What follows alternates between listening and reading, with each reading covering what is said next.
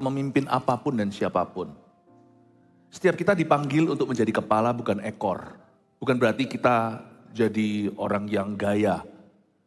Semua itu hati hamba. Tapi urapan kita itu pemimpin. Cepat lambat semua orang kan memimpin. Paling tidak sekarang kalau kita adalah kepala keluarga di rumah masing-masing, Anda pemimpin. Ibu rumah tangga pun adalah pemimpin.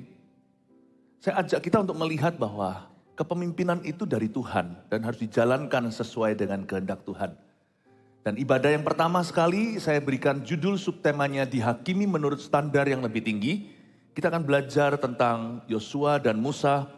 Ulangan pasal 31, mari kita buka bersama ayat 1 sampai 8. Ambil catatan, jangan ketinggalan setiap pewahyuan. Dan kalau Anda tidak bisa menghadiri 5 ibadah ini, tolong dicicil minggu ini, didengarkan pelan-pelan. Yosua sebagai pengganti Musa, ulangan 31 ayat 1. Kemudian pergilah Musa, lalu mengatakan segala perkataan ini kepada seluruh orang Israel. Berkatalah ia kepada mereka, aku sekarang berumur 120 tahun, aku tidak dapat giat lagi. Dan Tuhan telah berfirman kepadaku, sungai Yordan ini tidak akan kau seberangi. Tuhan Allahmu, dialah yang akan menyeberang di depanmu. Dialah yang akan memunahkan bangsa-bangsa itu dari hadapanmu. Sehingga engkau dapat memiliki negeri mereka. Yosua, dialah yang akan menyeberang di depanmu seperti yang difirmankan Tuhan. Dan Tuhan akan melakukan terhadap mereka seperti yang dilakukannya terhadap Sihon dan Og.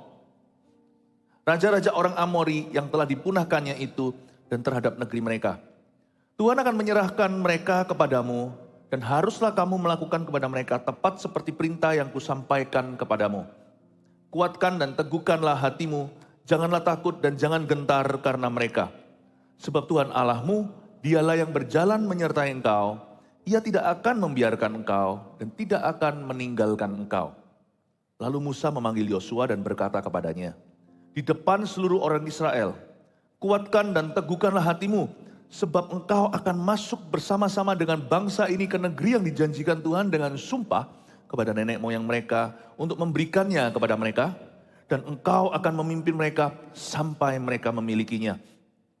Sebab Tuhan, Dia sendiri akan berjalan di depanmu. Dia sendiri akan menyertai engkau.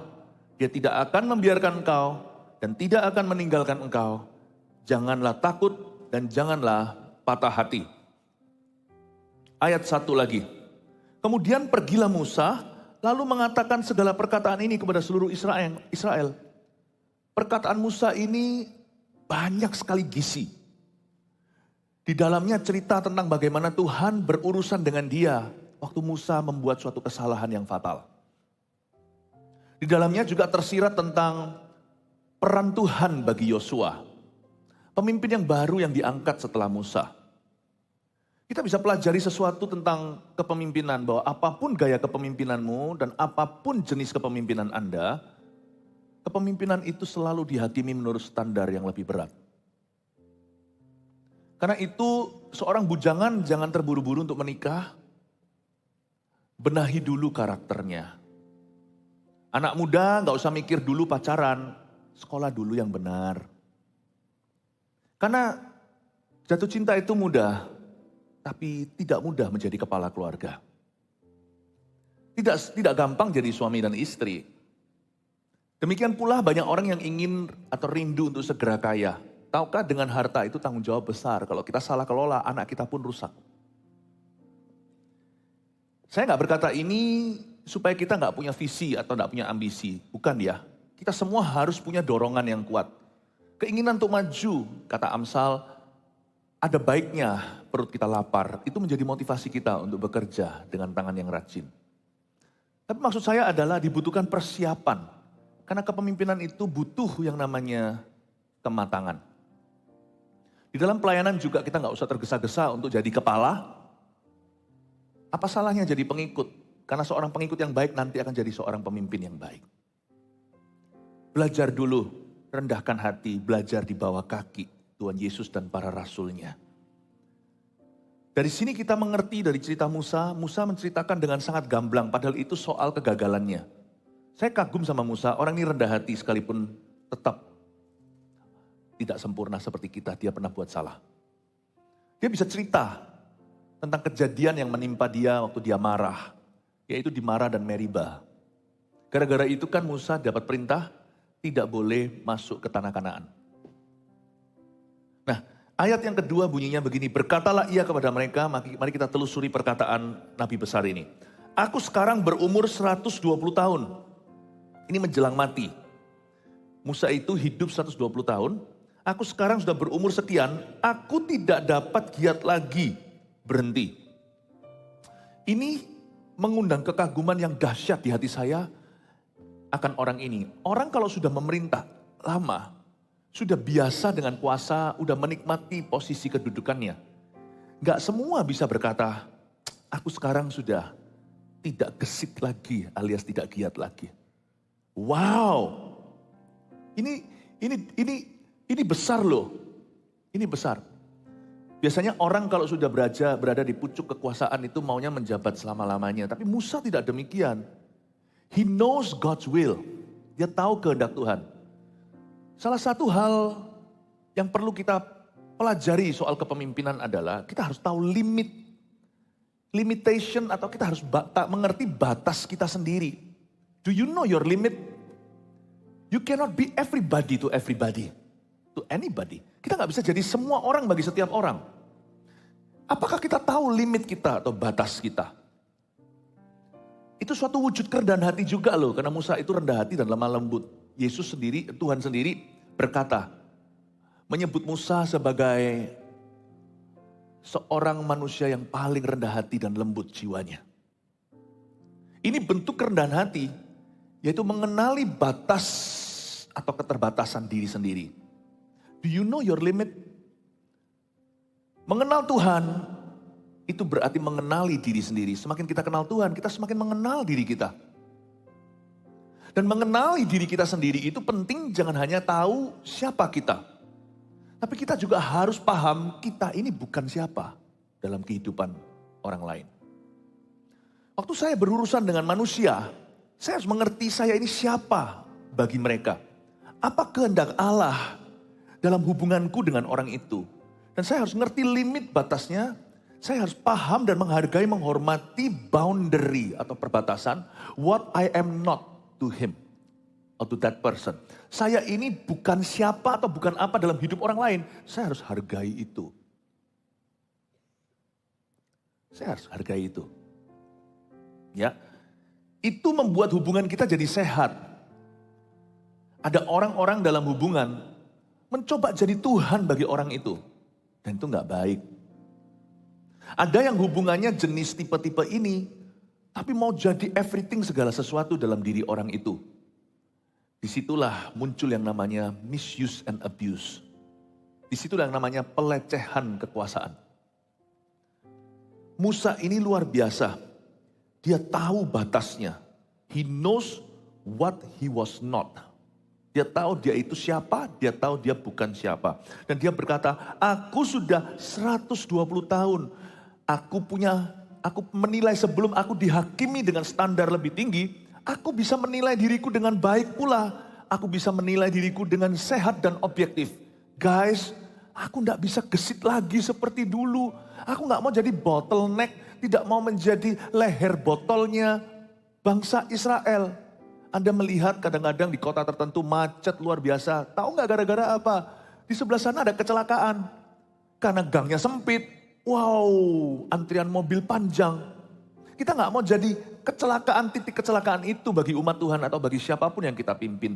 Kita gak mau menjadi penyumbatnya. Musa berkata, aku sudah gak gesit. Kemampuanku ya segitu.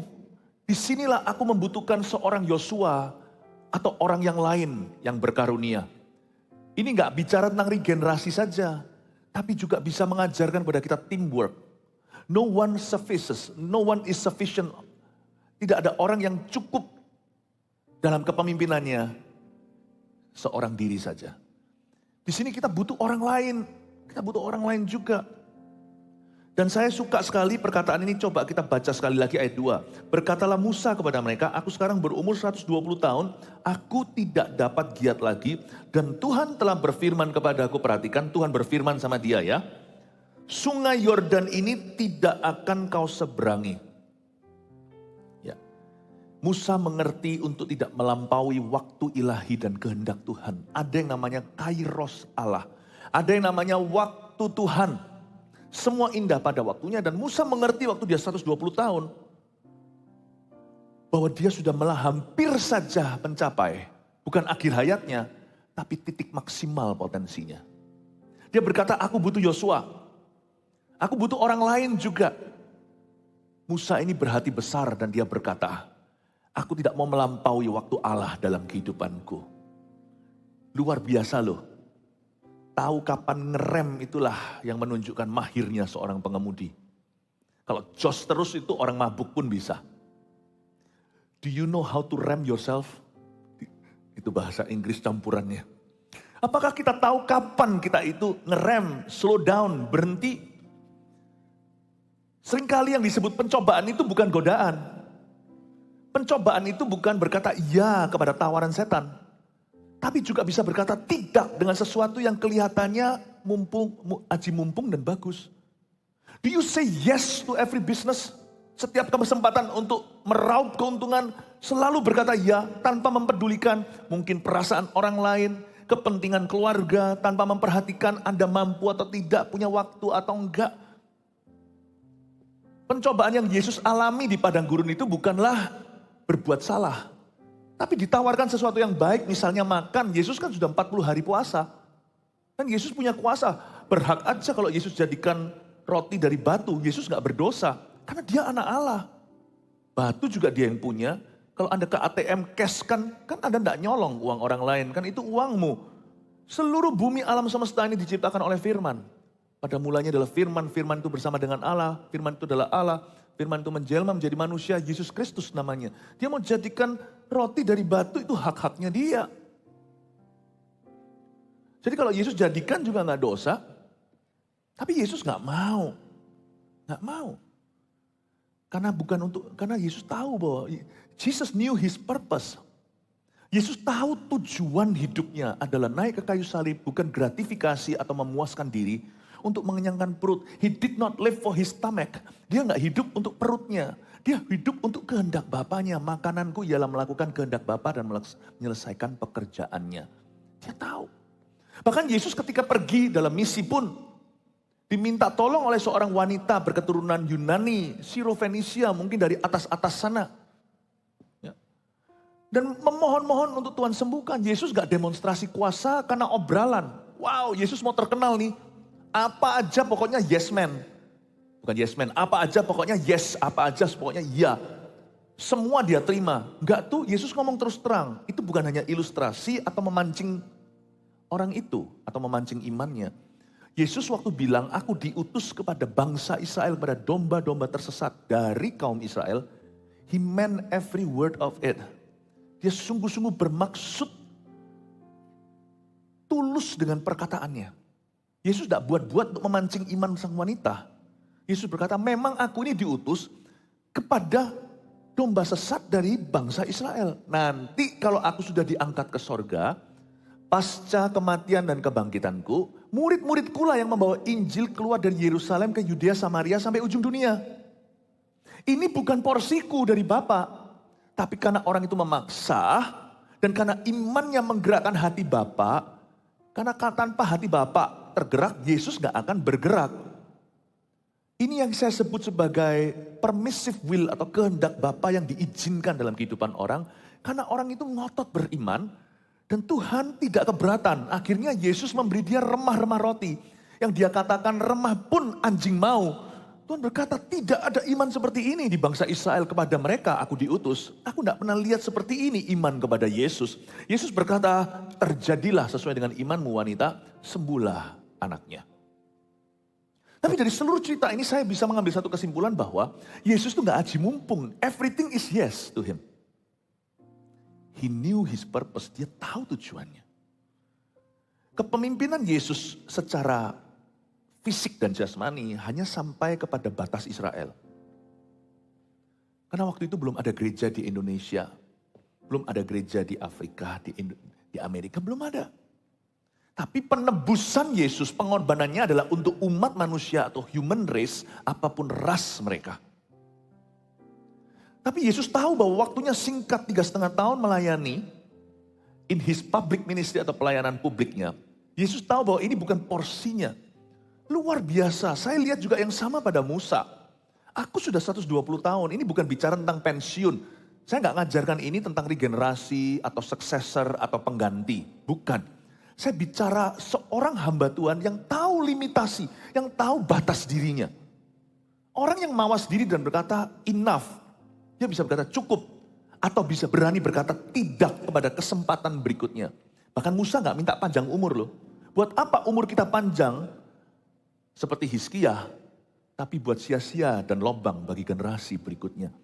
Jangan minta umur panjang. Itu biarkan Tuhan yang tentukan. Buktinya di dunia ini semua orang kalau nyanyi panjang umurnya, happy birthday, happy birthday, happy birthday to you. Tetap ada orang yang panjang, ada orang yang pendek umurnya. Biar Tuhan yang tentukan. Tugasmu dan tugasku hanyalah jaga diri, tubuh ini bait Allah atau bait suci, jaga kesehatan dan hidup bermakna. Kalau mau minta sama Tuhan jangan umur panjang, minta kehendak Allah dinyatakan lewat umurmu panjang atau pendek. Minta yang namanya meaning, arti kehidupan. Minta dampak, minta influence atau pengaruh. Biar Tuhan yang tentukan kita itu hidup berapa lama. Musa itu gak minta umur panjang, dia berkata aku sekarang berumur 120 tahun. Dalam sejarah kita tahu bahwa Musa meninggal tak lama setelah itu. Dia bisa dengan begitu jujurnya mengevaluasi diri di depan seluruh rakyatnya. Aku sudah gak giat lagi, I am no longer young. Aku gak giat lagi. Di usiaku sekarang ini sudah gak bisa ambil resiko. Kalau kalian ikut aku terus, Musa bilang begini, saya pasti main aman. Tahu gak kalau kita secara usia jasmani manusia itu di usia berapa? Usia orang umur 20 itu idealis. Misalkan kalau mau bisnis, kalau dia tidak kepepet dengan kebutuhan misalnya dari keluarga yang mampu, dia akan selalu menimbang, aku maunya bisnis ini, bisnis itu. Padahal kesempatan di depan yang lebih mudah tidak dia ambil. Dia cari sesuatu yang sifatnya itu idamannya. Ya kan? Karena usia 20-an itu idealis sebenarnya. Nanti di usia tertentu, mulai realistis, umur 30. Mulai tiba-tiba menyadari, aku udah umur segini masih bermimpi. Umur 40, ya ini secara umum ya, tetap ada perkecualian oke. Secara psikisnya manusia, umur 40 itu mulai masuk segala macam peperangan negatif thinking. Di situ manusia mulai memberontak lagi kalau tidak punya Tuhan. Namanya midlife crisis atau krisis tengah baya. Dulunya yang biasa pakainya polos-polos, tiba-tiba pakai bunga-bunga yang berani semuanya. Mencari jati diri lagi. Yang bunga-bunga gak apa-apa ya di sini ya. Bukan berarti itu, bukan berarti Anda begitu. Tapi umur 40 ini umur kematangan. Kalau kita bisa lewati dengan baik, takut akan Tuhan, semua jadi fondasi sampai mati. Sebenarnya umur 40 itu indah. Tapi mulai masuk umur 40 ke 50 sudah mulai main aman. Jarang ada orang yang akan babat alas menjadi seorang penerobos lagi dan ambil semua resiko, segala sesuatu diresikokan sekali lagi. Biasanya itu umur-umur tertentu nanti. Itu umur lebih mudah begitu. Umur 60, umur 70 terutama. Sudah mulai orang-orang merasa pikirannya, aku mau memulai sesuatu yang baru itu malas. Kalau bisa, udah ini aja lah, baik-baik aja, fine-fine saja. Tidak heran misalnya anaknya pulang dari luar negeri, mau coba rombak sistem bisnisnya, dia bilang dari dulu papa ya begini kok. Udah jangan diganti-ganti, aduh tuh itu gunting taruh situ. Ini caranya memang begini, enggak banyak ada cara baru begini, harus masuk online segalanya. Enggak usah online, papa udah punya pelanggan tetap. Sampai akhirnya pelanggannya semua ke online dan tidak ke tokonya. Dia baru menyadari, oh iya. Sama halnya dengan gereja. Kalau kita tidak berbenah diri juga, pakai cara lama. Di umur-umur tertentu, mengapa kepemimpinan itu melemah? Karena kita tidak menyadari bahwa it's not finished with us. Tidak berhenti sampai kita. Tidak berhenti. Makanya itu kita harus selalu memberi kesempatan kepada orang lain. Dan dalam hal ini Musa akan memberi kesempatan kepada Yosua. Betapa luar biasanya. Tapi nggak langsung tiba-tiba Yosua itu penuh dengan pembentukan Allah. Aku sekarang itu sudah tua, kata Musa. Aku sudah nggak gesit, nggak giat. Aku sudah bukan berada di usia idealis, malah terlalu realistis. Aku sudah bukan lagi di dalam usia yang punya visi. Atau yang berani ambil resiko lagi. Kalau kalian ikut aku, sepurnya bunyinya akan terprediksi. Udah monoton. Tidak akan ada satu gebrakan besar, kata Musa. Aku sudah umurnya 120. Udah gak mau lagi masuk dalam peperangan baru, perang Kanaan atau apa. I think it's not my time, kata Musa. Ini bukan lagi porsiku. It's not my cup of tea, bahasa Inggrisnya. Ini bukan lagi bagian saya. Saya sudah gak mampu, mampuku cuma segitu. Tapi bukan hanya ngaku gak mampu, Musa membuka pintu untuk yang lainnya mulai bangkit di bawah kepemimpinannya. Inilah luar biasanya. Kebanyakan yang saya lihat, pemimpin-pemimpin yang kolot dan kuno, anak-anaknya susah berkembang. Termasuk di rumah sebagai papa, janganlah Anda kolot. Kita jangan begitu. Ajak dialog. Berikan suatu ruang untuk kita sendiri bisa belajar dari Yosua kita. Demikian pula dalam kepemimpinan di CG kelompok sel misalnya. Berapa banyak orang-orangnya udah siap. Tapi kita aja nggak berani ambil risiko lagi. Langsung disimpan puluhan itu sampai tahunan. Orang-orang di bawahnya sudah begitu banyak. Tetapi tetap ditahan, tidak pernah dilepaskan. Mengapa? Aku maunya gini aja, tiap minggu pokoknya sama aja.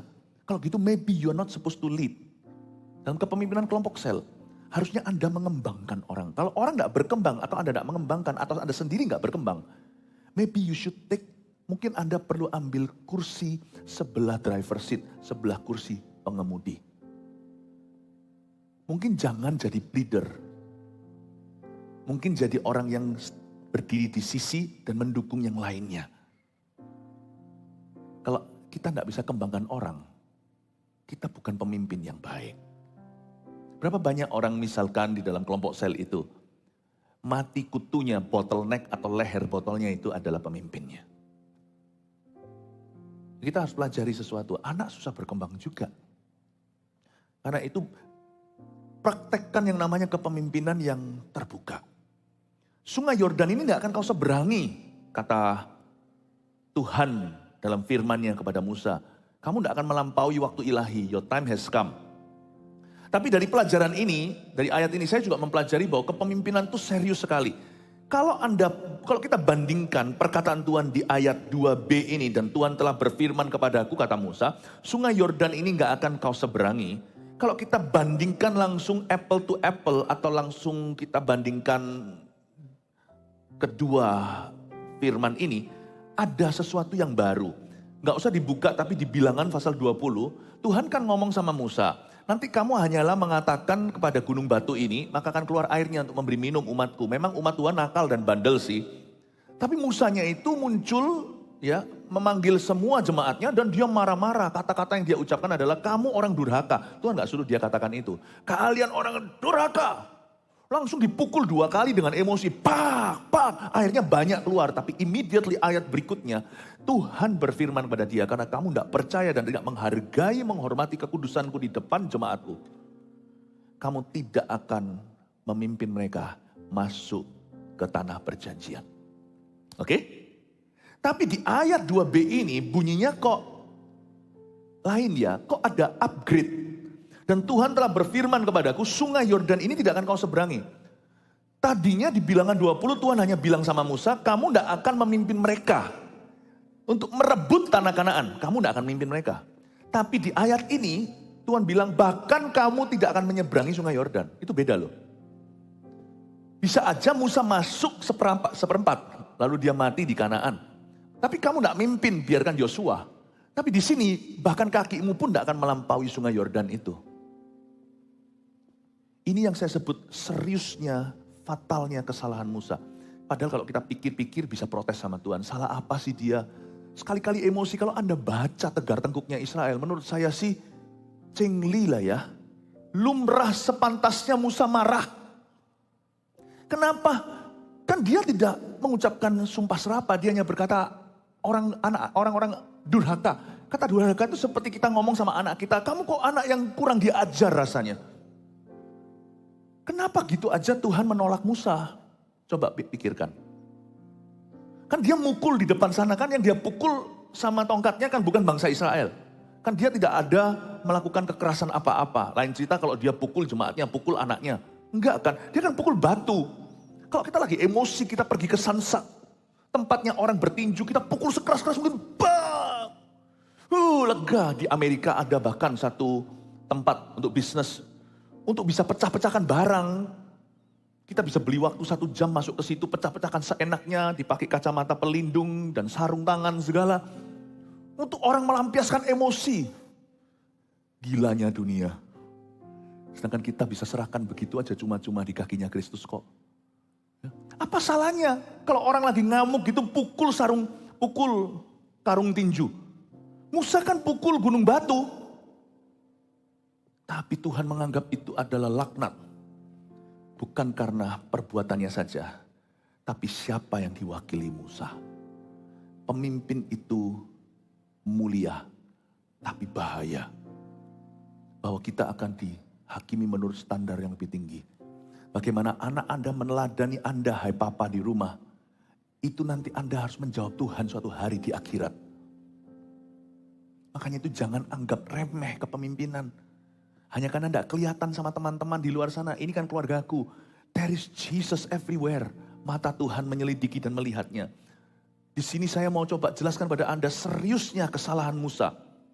Karena pada waktu Musa pukul gunung batu itu. Karena Musa ini satu-satunya wakil Tuhan. Waktu Israel keluar dari Mesir. Musa adalah salah satu wakil Kristus yang utama di perjanjian lama. Nah kalau dia ngamuk-ngamuk muring-muring begitu. Mereka bangsa Israel belum punya Alkitab, Kejadian sampai Wahyu seperti yang kita punya. Mereka lihat Musa sebagai surat terbuka. Dan akhirnya mereka ngambil kesimpulan bahwa Allah itu emosian.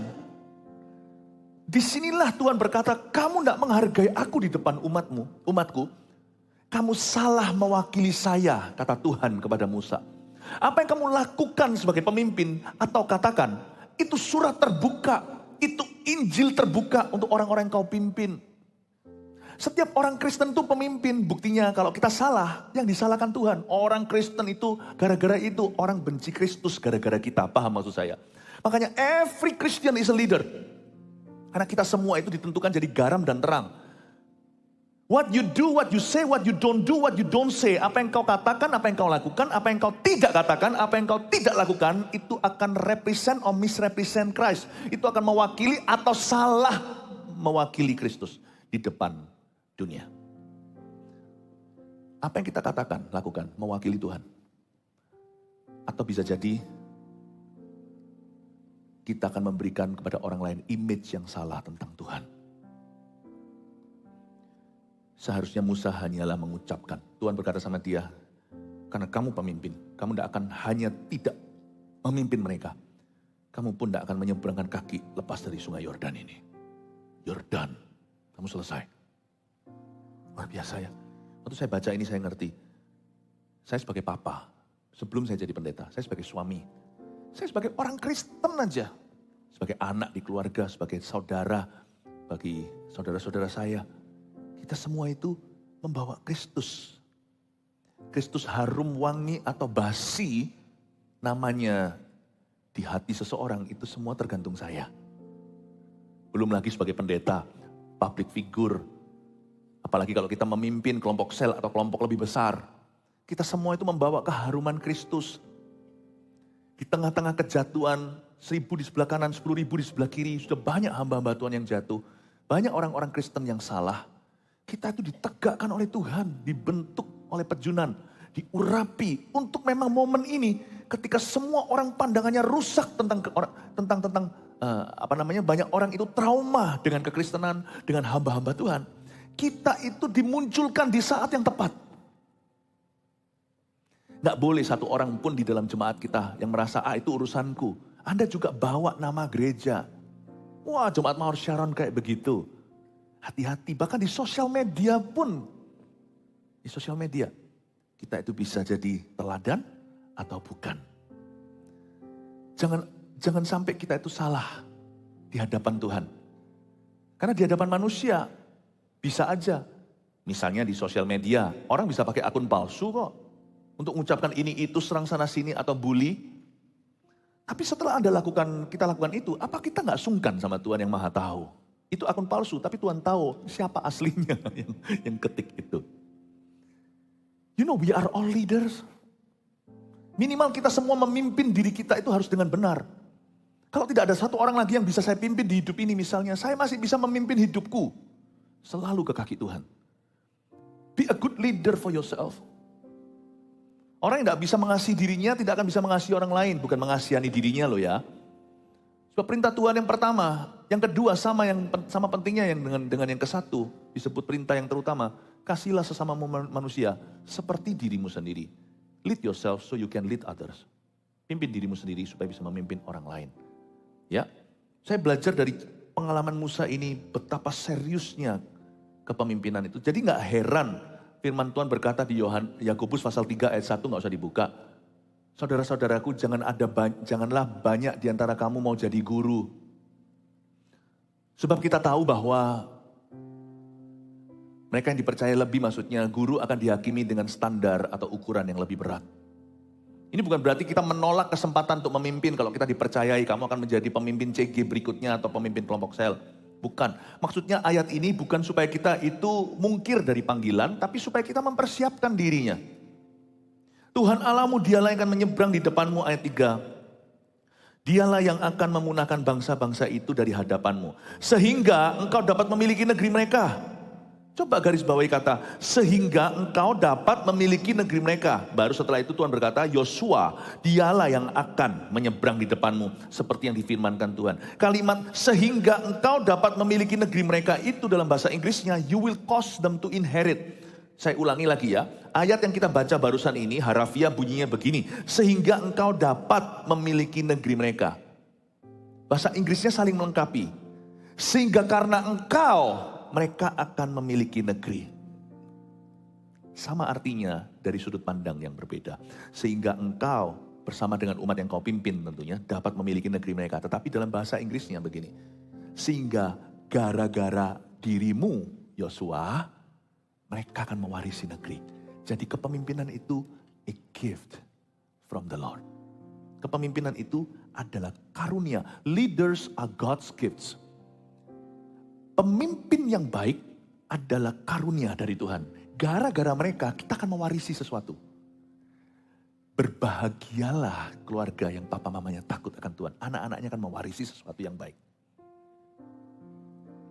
Gimana pun juga meskipun setiap orang punya pilihan, pasti ada pengaruh dari keluarga baik atau keluarga yang hancur. Dari broken home atau happy home atau godly home. Pasti ada perbedaannya. Coba lihat ya. Orang yang dari keluarga yang punya kepemimpinan yang takut akan Allah. Anak-anaknya nggak mulai dari nol, apalagi minus. Meskipun dari broken home, ya orang punya pilihan, saya ngerti. Bahkan Yefta itu anak pelacur, hakim-hakim. Tetapi pasti ada sesuatu yang mereka harus struggle dulu. Ada sesuatu yang mereka harus bergumul, menerobos itu, dan menghadapi familiar spirit atau roh-roh yang familiar dengan keluarga itu.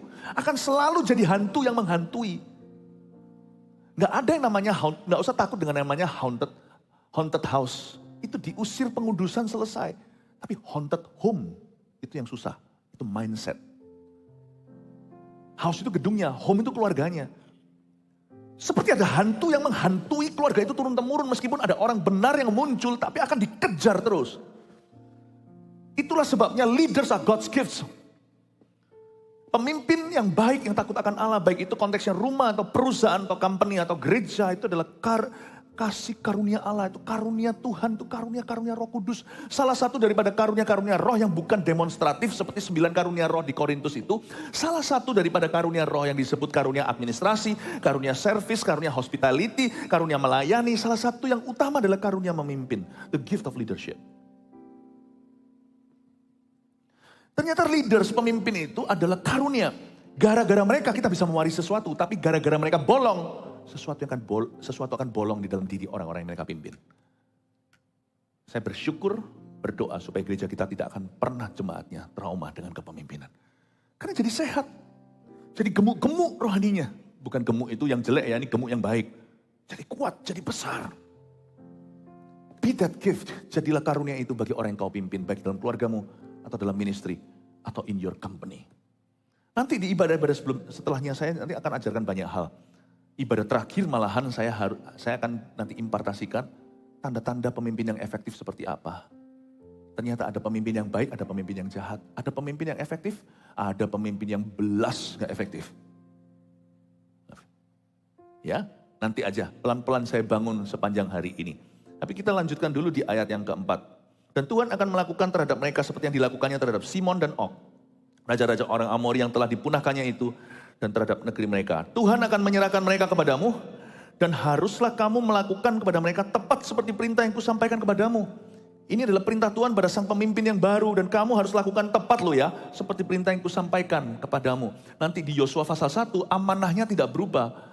Renungkan firman Tuhan siang dan malam, supaya kamu beruntung dalam perjalanan. Jangan menyimpang ke kiri dan kanan, tapi terus lakukan perintah Tuhan supaya kamu berhasil. Sebagai seorang pemimpin, dalam konteks apapun ya, saya bicara secara umum general. Apa yang kau katakan dan tidak katakan, akan membuat perbedaan. Apa yang kau lakukan dan tidak lakukan, akan membuat perbedaan besar dalam diri orang-orang yang kau pimpin. Takutlah akan Tuhan, jadilah guru yang baik. Ayat 6, kuatkanlah dan teguhkanlah hatimu, janganlah takut dan jangan gemetar karena mereka. Sebab Tuhan Allahmu, dialah yang berjalan menyertai engkau. Ia tidak akan membiarkan engkau dan tidak akan meninggalkan engkau. Indahnya Tuhan dengan Musa selaras. Musa ngomong begini, menyambung lidah bibir Tuhan. Kuatkan dan teguhkan hatimu, jangan takut, jangan gemetar. Nanti Tuhan sendiri ngomong langsung pada Yosua, persis kata-kata Musa. Tuhan itu cinta Musa sekalipun Musa salah.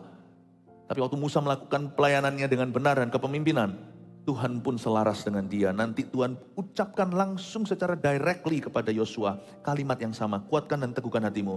Jangan kecut hati, jangan takut. Aku menyertaimu seperti aku menyertai Musa. Waktu Musa mati, Tuhan bilang begitu.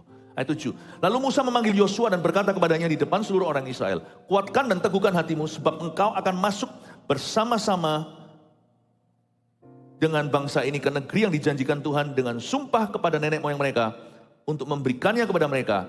Dan engkau akan memimpin mereka sampai mereka memilikinya. Saya perhatikan di ayat yang ke-7 ada kata sebab engkau akan masuk bersama dengan mereka. Lalu ada kalimat dan engkau akan memimpin mereka. Pertanyaannya, tidak sanggupkah Tuhan itu memimpin bangsa Israel tanpa pemimpin manusia? Tuhan sudah tawarkan sama Musa. Bilang begini di kitab Keluaran 33. Tuhan bilang begini, karena mereka ini bangsa tegar tengkuk, aku tidak akan masuk. Tapi aku akan utus malaikat untuk jalan di depan. Loh, kalau malaikat jalan di depan kan enak. Apakah bisa Tuhan itu memimpin kita tanpa pemimpin manusia? Bisa, tapi Tuhan tidak mau. Entah kenapa misterinya saya nggak coba ajarkan, karena hal tertentu hanya perlu diterima, tidak perlu diajarkan atau dipelajari. Kunci kerajaan sorga diletakkan di tangan murid-muridnya. Berarti mau tidak mau kita itu butuh manusia. Meskipun kita punya urapan yang bisa membedakan pengajaran orang, kita tahu mana benar, mana sesat. Tapi di dalam jawatan tetap ada yang namanya guru, ada gembala, ada rasul, ada nabi, ada penginjil. Kita gak bisa jadi orang Kristen anak Tuhan yang trauma. Aku mau percaya Yesus tanpa orang, karena gara-gara dia trauma. Trauma kali dulu pernah dia dikecewakan oleh hamba Tuhan. Bisa jadi hamba Tuhan di gerejanya, bisa jadi hamba Tuhan yang kenal dekat sama dia. Gak bisa, mau sampai kapanpun juga kalau kita mau pulih sama Tuhan, kita harus pulih sama manusia. Kalau kita mau sungguh-sungguh dipimpin oleh Kristus, kita juga harus pulih trauma kita pada kepemimpinan orang. Sebab kepemimpinan ilahi, dari Kejadian sampai Wahyu, selalu ada tokoh yang Tuhan angkat. Karena Tuhan punya kerajaan itu kerajaan manusia pula. Kerajaan Allah itu isinya adalah manusia. Saya waktu masih kecil dulu, saya dilecehkan oleh pendeta. Kalau Anda belum baca biografi saya, waktu saya sekolah di Singapura, seorang pengkhotbah, kami anak-anak kecil waktu itu mengalami pelecehan bersama. Saya pulih. Sebelum saya pulih sama orang dalam hati, saya gak bisa pulih sama Tuhan. Tuhan pulihkan saya. We all have our share. Kita semua punya porsi disappointment atau kita share of disappointment atau kita semua punya bagian kekecewaan. Tanpa kecuali kita semua dari dunia yang berdosa. Ingatlah. Tapi tidak ada alasan untuk kita tidak maju. Untuk kita tidak mengampuni. Untuk kita tidak bisa menerima lagi. Dan kembali memberi diri untuk dipimpin maupun memimpin. Ada di sini yang mungkin kecewa sama orang tuanya, sama papa, figur ayah. Ayahnya meninggalkan mamanya atau pernah lihat kekerasan dalam rumah tangga. Dan kalau kita mau pulih sama bapak, kita harus pulih juga hati kita pada ayah kita sekalipun mungkin gak bisa bersatu lagi, ampuni dalam nama Yesus. Because in the kingdom of Christ, dalam kerajaan Kristus, tanpa manusia Tuhan bisa. Tuhan bisa nggak memberkati kita tanpa orang, tanpa pendeta, tanpa pengkhotbah, tanpa gereja? Bisa. But God would not. Tapi Tuhan nggak mau. Beginilah kata-kata yang mungkin klise ya. Without us, God can. But without us, God would not. Tanpa kita, Tuhan bisa. Tapi tanpa kita, Tuhan nggak mau. Kunci kerajaan sorga diletakkan di tangan manusia, bukan malaikat. Itulah sebabnya sebaliknya tafsiran ini bagaimana? Ingatkan dirimu, Tuhan jangan berdoa begini, Tuhan besarkan anakku. Tuhan akan membesarkan anak Anda bersama dengan Anda, makanya itu bertanggung jawablah jadi orang tua. Tuhan tidak akan lakukan itu tanpa dirimu. Dan juga jangan lemparkan ke istrinya, hai suami, pokoknya aku kerja ya, mama aja yang didik dia. Nanti dia, anak-anak Anda penuh dengan figur ibu, tapi minus figur ayah. Buatnya sama-sama kok didiknya sendiri-sendiri gimana? Karena itu dengar baik-baik gereja Tuhan. Jangan pernah berkata, anakku sudah tak serahkan aja ke sekolah minggu. Udah, gak bisa.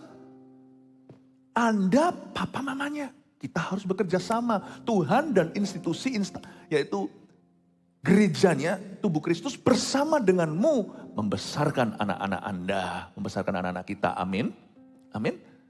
Ini sebabnya kita harus selalu mengingatkan diri sendiri. Tanpa aku bisa nggak? Bisa. Lihat, banyak yatim piatu yang akhirnya besar, berhasil. Karena semua tuntunan Tuhan, bisa nggak tanpa kita? Bisa, tapi Tuhan nggak mau. Karena itu libatkan dirimu. Kalau memang itu porsi kepemimpinan Anda, jangan mutung, jangan absen, jangan membolos kerja.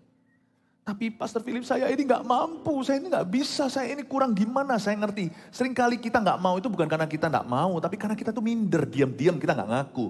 Ya inilah ayat yang menguatkan, yaitu ayat terakhir. Sebab Tuhan sendiri akan berjalan di depanmu. Yang penting Anda mau, Tuhan akan berjalan bersama denganmu. Dia sendiri akan menyertai engkau. Amini kalau Anda tidak percaya diri, bilang Tuhan yang sertai. Tuhan gak apa-apa ya, caraku pas-pasan, aku gak bisa jadi imam dalam keluarga, tapi apa boleh buat aku ayah, jadi aku harus berfungsi. Selama Anda rindu berfungsi, Tuhan akan ada di situ. Dia tidak akan membiarkan engkau, dan tidak akan meninggalkan engkau. Janganlah takut dan jangan patah hati. Saya masih ingat suatu hari sebagai seorang ayah, ya saya masih belajar, anak saya masih satu kecil, lalu habis itu dapat satu lagi. Pernah sekali saya mungkin agak sedikit berlebihan menunjukkan emosi. Pernah mungkin saya cerita ini, tapi saya gak akan pernah lupa kejadian itu. Waktu saya peluk anak saya dan saya minta maaf, sorry papa tadi agak keras sama kalian. Tapi saya gak pernah pukul ya. Anak saya itu lucu. Elus-elus saya waktu saya peluk. Dan kata, it's okay daddy, you still learning. Gak apa-apa papa masih belajar katanya. It's okay daddy, I understand. Padahal tadinya nangis-nangis, waktu saya marah kan. Loh, saya bisa marah nggak? Kadang-kadang bisa. Tapi kalau sekali-kali saya marah, jarang-jarang. Kalau memang berlebihan, saya pasti akan minta maaf. Saya peluk anak saya.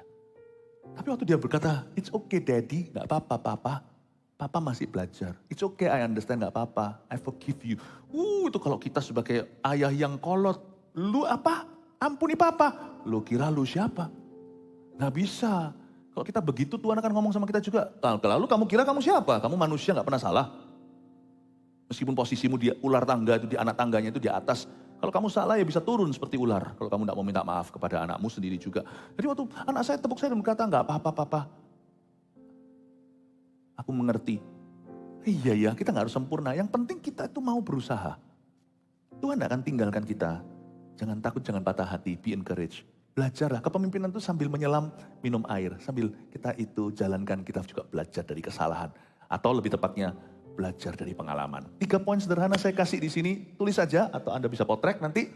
Ya, supaya menjadi rangkuman atau menjadi rangkuman dari yang kita pelajari hari ini di ibadah pertama. 1, apa itu ya? Di sini kan tadi judulnya, dihakimi menurut standar yang lebih tinggi. 1, kenalilah batas-batas sehat kepemimpinan. Pahami blueprintnya apa, Jadi ayah itu lain dengan jadi manajer. Kalau Anda adalah seorang tentara, jangan jadi tentara di rumah. Blueprintnya itu yang jelas. Anda tentara itu di dalam tugas dinas. Tapi di rumah, jadilah papa.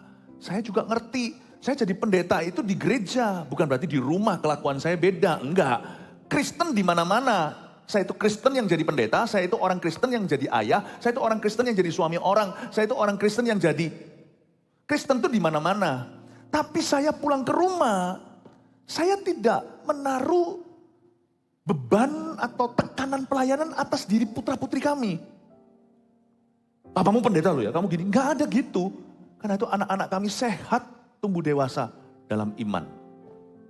Saya bilang kamu boleh buat kesalahan, layaknya anak semua keluarga Kristen selalu can make mistakes. I will love you no matter what.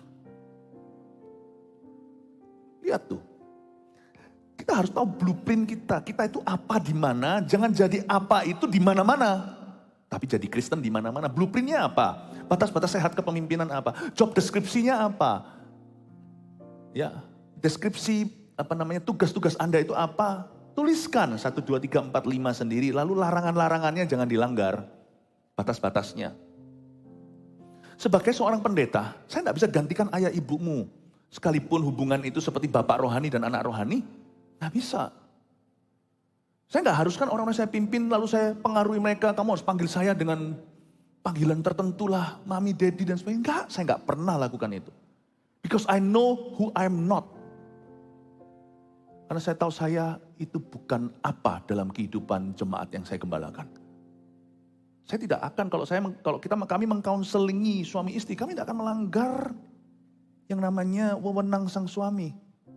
Makanya kalau ada istri yang langsung jelek-jelekan suami di depan kami, biasanya kami berkata, Bu jangan begitu. Hormati suamimu. Karena suamimu adalah suamimu. Makanya kami hati-hati dalam mengkaunselingi. Tidak pernah sendiri, selalu tim. Dan selalu menghargai. Menghargai, kami bukan apa dalam hidupmu. Tidak perlu segala sesuatu laporkan ke kami, asal ada kesehatan. Kecuali kalau ada masalah, tidak bisa apa-apa, ya kami harus turun tangan membantu saja. Kami bukan Tuhanmu, kami bukan suamimu, kami bukan papamu, ada ayah di rumahmu, hormati dia. Tapi kami bekerja sama dengan keluarga Anda untuk mendatangkan kebaikan for your family. Kalau kita bisa ngerti larangan-larangan kita tidak akan pernah memanipulasi, kita tidak akan pernah memanfaatkan orang, kita tidak akan pernah menyalahgunakan wewenang. Itu harus untuk healthy. 2, seperti Musa tadi yang mukul gunung batu, ayo kita pelajari ini, jadilah pesan dan teladan untuk umat Tuhan. Ingat ya, kepemimpinan apapun dimulai dari rumah tangga Anda. Kelompok sel, kelompok kecil segalanya. Jadilah pesan dan teladan. Ingat, bukan hanya jadi teladan. Apapun yang kau katakan, tidak katakan, lakukan, tidak lakukan. Itu semua pesan. It's a message. Body language itu lebih bahaya daripada kata-kata. Ya. 3. Ini yang kita pelajari tentang Musa yang berkata 120 tahun. Aku tidak giat lagi. Sadar dirilah bahwa kita bukanlah pemimpin yang tak tergantikan. Come on. Kalau Anda tidak berfungsi jadi ayah, Tuhan akan kirim orang lain. Nanti Anda cemburu lihat ternyata orang itu lebih dengarkan orang itu. Anak Anda lebih dengarkan orang itu. Anda dan saya bukanlah pemimpin yang tidak tergantikan. Makanya itu anggaplah setiap kepemimpinan atau posisi memimpin itu sebagai privilege. Sebagai keistimewaan, sebagai suatu kewajiban dan sebagai sebuah anggaplah dirimu itu beruntung bisa memimpin siapa yang kau pimpin. Sebab engkau dan aku, kita bukanlah pemimpin yang tidak tergantikan. Makanya memimpinlah dengan humility, memimpinlah dengan rendah hati, memimpinlah dengan joy, dengan sukacita. Seperti kata Korintus, siapa memimpin? Memimpinlah dengan rajin, joyful diligence, atau dengan rajin yang dipenuhi dengan rasa sukacita. Oh Tuhan, terima kasih hari ini aku bisa memimpin keluargaku. Kalau saya hari ini bisa mengatakan begini, terima kasih Tuhan. You know, I consider myself lucky. Saya anggap diri saya itu beruntung. Terus terang saya ngomong ini dari hati saya. Saya merasa beruntung bisa mengembalakan Anda. Saya ngomong begini bukan untuk membuat bukan untuk kata-kata yang sifatnya manis-manis. Tapi keluar dari hati saya sesungguhnya tiap hari saya berkata, Lord, thank you I can lead my family. And thank you I can lead this church. Terima kasih Tuhan, aku bisa memimpin keluargaku. terima kasih aku bisa memimpin jemaat ini. God bless you, majulah di dalam Tuhan setiap hari. Pimpinlah dengan benar dan baik. Haleluya.